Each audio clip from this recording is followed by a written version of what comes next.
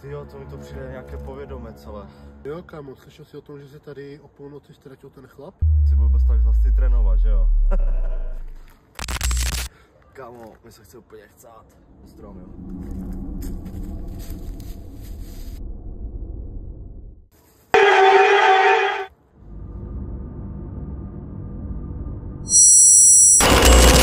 Kde jsi, vole? Tam něco je. Jdu za ním, vole.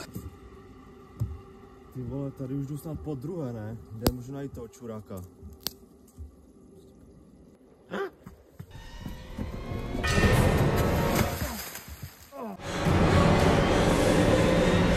Prosím, ne, zachraňte mě! Adriane!